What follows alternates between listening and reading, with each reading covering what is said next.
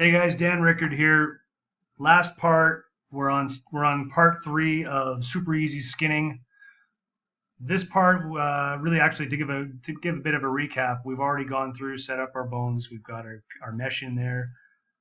We've looked at our envelopes and we've adjusted those.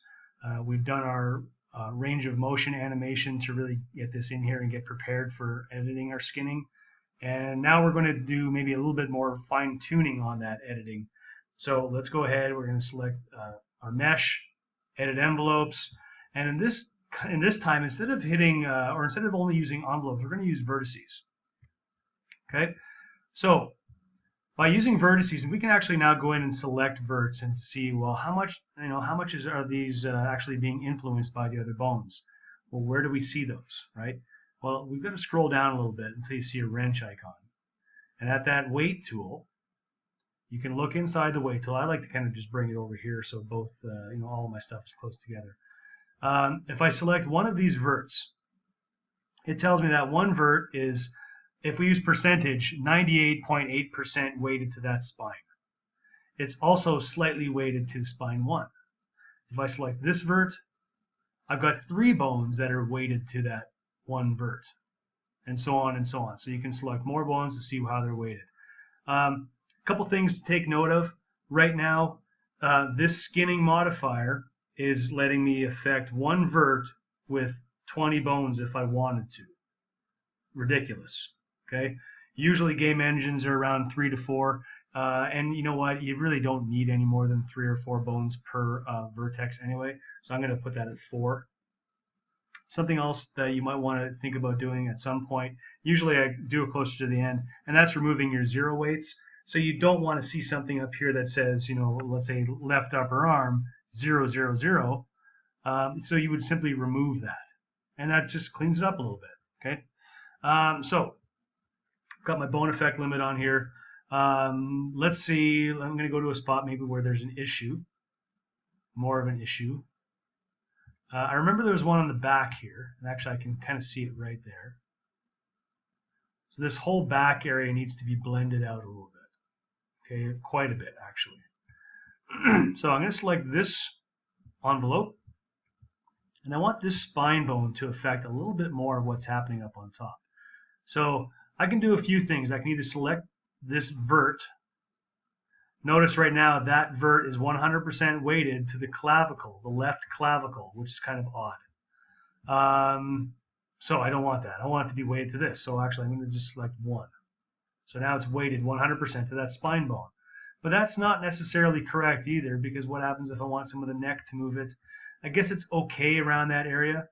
Now, for example, this side, I don't have any spine bone weighted to this part of the shoulder. So I do want some. Not all of that, but let's say a little bit. So I'm going to add some. In this case, I'm going to add some incremental amounts.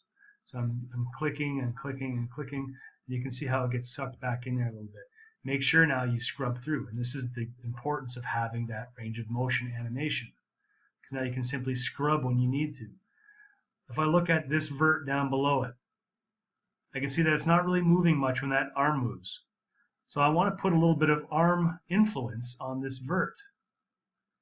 Okay, so I select the arm, I select that vert, and I want to influence it a bit. And I scrub through a bit. Okay, and that's it. And really, then you have to go over your entire character and do that. Now, there's another way to do it as well. We can get in and use a paintbrush. Okay, so instead of doing this vert by vert by vert type of technique, if we get in and use a paintbrush, so paint weight tool, you've got this big thing. If you hold down Control and Shift and left drag, you can change the radius of it. So you might want to bring that down a bit. You can also change that in here with the options box. So look, we're getting all these boxes all over the place here. So this painter options, that'll allow you to change the size of your brush and here's your max size, right? You've got your min size, you've got your strength. This is really the only thing you're going to be changing inside this area. Right now, and I don't know why this is over here, but it is, you've got under the paint weights, you've got paint blend weights. So the blend weights are going to blend between whatever is weighted on here and whatever is weighted on here. Okay, it's going to try to blend out whatever is influencing those verts. If you turn this off, it's either going to add influence from this bone based on the number, or it's going to detract influence from that bone based on the number. And what I mean by that is if you go like into a negative value, you're actually going to take verts away or take influence away. I don't necessarily recommend doing that, but it's something that you could try. So if I'm going to just blend stuff out just for now, I'm going to keep that on 1. I'm going to keep blend weights down. And maybe I'm going to blend up around here. So I'm going to click and drag. And notice how it's adjusting slightly around that area. Okay? And that's great. You know, it's blending out the value. Now, what's it blending with? Well, it's blending with this upper arm. It's also blending with the spine, and it's blending with the clavicle. So those are other bones that I have to select in order to blend this properly. So let's find this upper spine bone. So if I go here, spine 1, and I blend a little bit. And I'm just painting around this area. If you find your brush is too big, make it a bit smaller. I hold that down and just make it a bit smaller. Okay, now, this looks a little bit odd. Okay, so scrub through your timeline, see how it's looking. It's very, very odd. So there's not enough influence from the spine and too much on the upper arm. So this upper arm is dragging it out with it.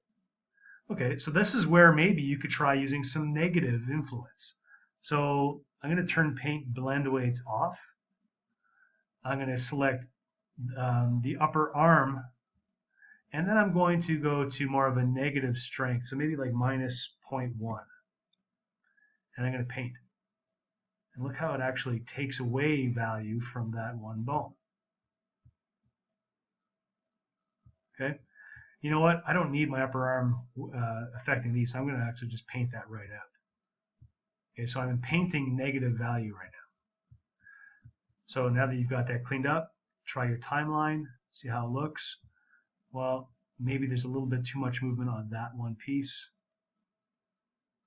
Same as here, so I could get rid of that a little bit. There we go. Okay, so it's a pretty quick way to do it. Now, this is really one of the harder spots to deal with. This is one of the harder spots to deal with, so I'll take a look at the thighs as well. So let's find the thigh area. So this is a thigh spot that we had a bit of an issue with. So right thigh. I'm going to just paint in some influence on this. So I'm going to put this back to, let's say, back to 1. Make sure paint blend weights is off. I just want to paint weights. And I'm going to paint right on top of this. Okay, and all these yellow ones I'm going to paint red because I want those to be 100% weighted to that thigh bone.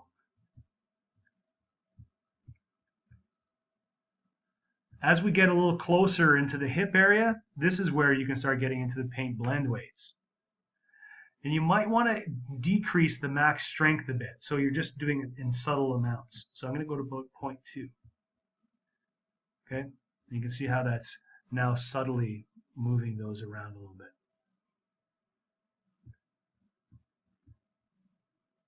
Okay, and that's not too bad, just as it is. And again, this is kind of a quick way to do it. Just getting a little bit more influence up here.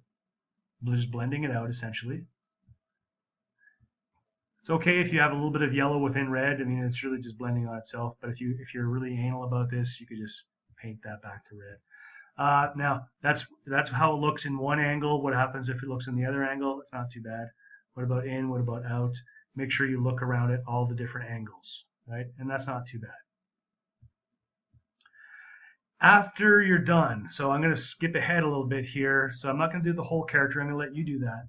But when you think you're done the whole thing, so I've dealt with these two areas, and we can definitely see a difference here. Okay, I'm going to go back to my 0 keyframe and go to mirror mode. And I'm going to, first, you can try doing the paste green to blue bones. See what that does for you.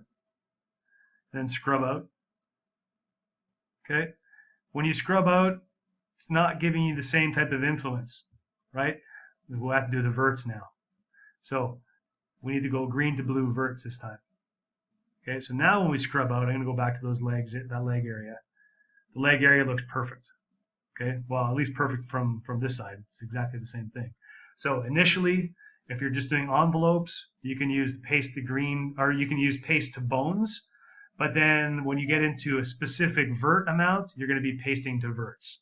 And that's it. So now our shoulders are fixed up the same on both sides, right? Our hips are fixed up the same on both sides.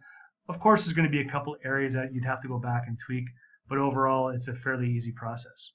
Okay, so good luck with the skinning, and we'll see you at the next video.